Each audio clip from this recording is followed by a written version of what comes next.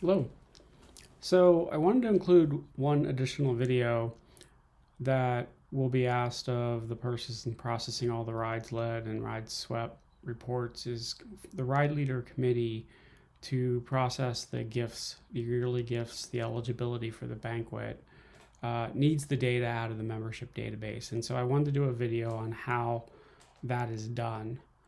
So I'm logged into the website. I'm going to go back to control panel, and we're going to go back under the people module, and there are reports within the admin function. And within those reports, there is membership info. And under membership info, we are looking for additional member data. And we're going to run a report that's going to gather all those fields that are in additional member data. And what I'd like to do is, obviously you need to be an active member. And so I'm going to continue on. Is we're not going to do a PDF, but we're going to do a CSV file. So we're going to run the report. And what that's going to do is give us a CSV file of all the additional member data. And let's go and open that.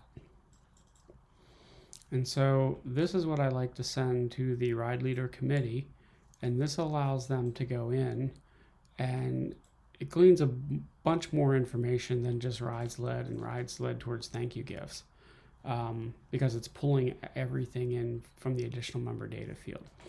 So we don't care whether or not that the member is subscribed to the Friday night social or learning to linger, etc. So we want to filter that out. So very similar to what we did with the ride reports is, instead of doing a sort, we want to select the column. We want to do a filter. So I'm going to come over here and click on filter. And we only care about values that have amounts in them. So we really don't care about anything with 0 in them.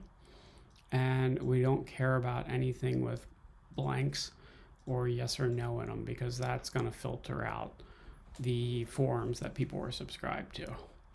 And by doing that, we get a list of everybody, of all their counts. So you can see that James Baker had 13 rides led towards the thank you gifts, as well as those 13 rides were swept this year, and 13 rides were swept towards thank you gifts. So a better example would be Al Brullo, that has rides led as well as rides swept. Now, since this is the first year of rides swept, that the numbers are going to match, but in 2021, the rides swept for the 2021 year will go back to 0, and the rides swept towards the thank you gifts will continue to increment, just like the rides led will. So this allows the committee to go through and determine eligibility for banquets. You typically have to lead anywhere from 5 to 10 rides to go to the banquet. That number can change based on the committee and what they decide to do. But it also has a running total since we started tracking on rides led as well as rides swept. And they will look at thresholds that people will cross and determine eligibility for specific categories of gifts. So other than this, you really don't need to do any more. The ride leader committee can also do the sort as well, but just providing this data helps them go through and determine who's eligible and who's not. And you can see we definitely filtered out of 22,000 records, basically. We've got it down to 286 records with counts. And we've also weeded out the people that have not done any rides or swept any rides, so we don't have visibility to them.